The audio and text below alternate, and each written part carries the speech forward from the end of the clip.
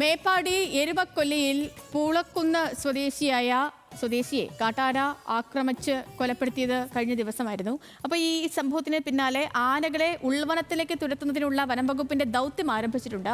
ആറാട് സംഘത്തിന് പുറമെ മുത്തങ്ങിൽ നിന്നെത്തിയ ഉണ്ണികൃഷ്ണൻ, വിക്രം, കുങ്കി ആനകളും പരിശോധന നടത്തുന്നുണ്ട്. പ്രദേശത്ത് വനം വകുപ്പിന്റെ ട്രാക്കിംഗ് സംഘം നൽകുന്ന നിർദ്ദേശത്തിന്റെ അടിസ്ഥാനത്തിലാണ് കുങ്കിയാനകൾ പരിശോധനയ്ക്കിറങ്ങുക. ഇന്നലെയും പ്രദേശത്ത് കാട്ടാന ഇറങ്ങിയിരുന്നു. ആഷിഖ് റഹ്മാനുണ്ട് വിവരങ്ങളുമായിട്ട്. ആഷിഖ്, പ്രദേശത്ത് തുടർച്ചയായിട്ടുള്ള ഈ കാട്ടാന സാന്നിധ്യമുണ്ട്. ആനകളെ ഈ കാട്ടിലേക്ക് മടക്കി കയറ്റാൻ കുങ്കിയാനകൾ എത്തി അവർ ദൗത്യവും തുടങ്ങിക്കഴിഞ്ഞു. എത്രത്തോളം ഈ ദൗത്യം ഫലപ്രദമാകുമെന്നാണ് വനം വകുപ്പിന്റെ വിലയിരുത്തൽ? മയക്കുവെടി വെക്കേണ്ട സാഹചര്യം എന്തെങ്കിലും മുന്നിലുണ്ടോ? എന്താണ് നിലവിൽ നടക്കുന്നത്?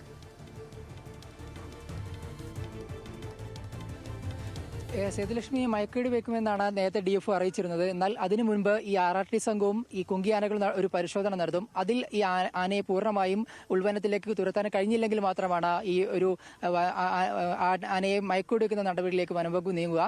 അതിന്റെ ഭാഗമായി ഇന്ന് രാവിലെ തന്നെ RRT സംഘം പരിശോധന ആരംഭിച്ചിട്ടുണ്ട്. ഇന്നലെയും രാത്രി പുലർച്ചെ വരെ കാട്ടാന എത്തിയ സാഹചര്യത്തിൽ ഇന്ന് രാവിലെ തന്നെ RRT സംഘം പോയി ഈ കാട്ടാന വന്ന സ്ഥലങ്ങളെല്ലാം പോയി പരിശോധിച്ചിട്ടുണ്ട്.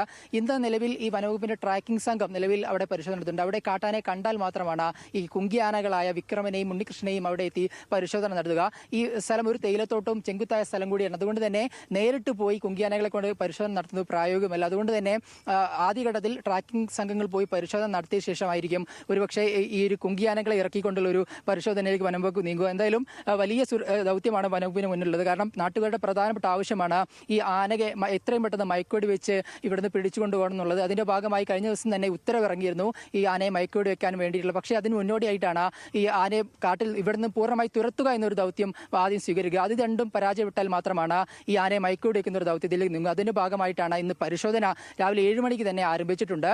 അതിനുശേഷം ഈ സംഘം നൽകുന്ന നിർദ്ദേശത്തിന്റെ അടിസ്ഥാനത്തിൽ മാത്രമായിരിക്കും ഈ കുങ്കിയാനകൾ ഇറക്കി പരിശോധന നടത്തുക. അതിനുള്ള പ്രധാന കാരണം ഞാൻ നേരത്തെ സൂചിപ്പിച്ചതുപോലെ തന്നെ ഈ ഒരു സ്ഥലത്തിന്റെ ഒരു പ്രത്യേകതയാണ്. ഒന്ന് തേയിലത്തോട്ടമാണ്, 2 ചെങ്കുത്തായ പ്രദേശങ്ങളാണ്. അതുകൊണ്ട് പിന്നെ മറ്റൊന്ന് നിരവധി തേയില തൊഴിലാളികൾ ജോലി ചെയ്യുന്ന ഒരു സ്ഥലം കൂടിയാണ്. അതുകൊണ്ട് തന്നെ രാവിലെ കുങ്കിയാനകളെ ഇറക്കി പരിശോധന നടത്തുന്നത് അത് അവരുടെ ജോലി അടക്കമുള്ള കാര്യങ്ങളെ ബാധിക്കും. അതുകൊണ്ട് അല്പസമയത്തിനകം ഈ ഒരു നിർദ്ദേശം, അതായത് രാത്രി ഇറങ്ങി കാട്ടാനകളെ രാവിലെ കണ്ടു കഴിഞ്ഞാൽ അവിടെ ചെന്ന് കുങ്കിയാനകൾ ഇറക്കി പരിശോധന നടത്തുകയും അവരെ കാട്ടിലേക്ക് തുരത്തുന്ന ഒരു നടപടിയിലേക്കും സ്വീകരിക്കുക. ഇന്നും നാളെയും കൂടി ഇത്തരത്തിൽ പരിശോധന നടത്തുമെന്നാണ് അറിയിച്ചിട്ടുള്ളത്. അതിനുശേഷം കാട്ടാനയെ തുരത്താൻ കഴിഞ്ഞിട്ടില്ലെങ്കിൽ ഒരുപക്ഷെ മയക്കുവെടി വെക്കുന്ന നടപടിയിലേക്ക് വനംവകുപ്പ് നീങ്ങും. അതേസമയം തന്നെ ഇന്നലെയും കാട്ടാനെത്തി നാട്ടുകാരെ വലിയ ഭീതിയിലാക്കിയിട്ടുണ്ട്. കഴിഞ്ഞ ദിവസമാണ് ഈ 67 വയസ്സുള്ള അറുമുഖൻ കാട്ടാനയുടെ ആക്രമണത്തിൽ കൊല്ലപ്പെട്ടത്.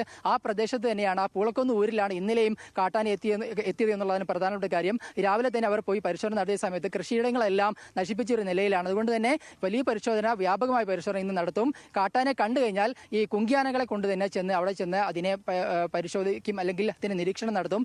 എന്നിട്ടും പിടികൂടാനോ അല്ലെങ്കിൽ ഉൾവനത്തിലേക്ക് തുരത്താൻ കഴിഞ്ഞില്ലെങ്കിൽ അതിനെ മയക്കുവെടി വെക്കുന്ന നടപടിയിലേക്കും വനംവകുപ്പ് എടുക്കുമെന്നാണ് ഇപ്പോൾ റേഞ്ചർ ഓഫീസർ നമ്മളോട് അറിയിക്കുന്നത്. സേതുലക്ഷ്മി.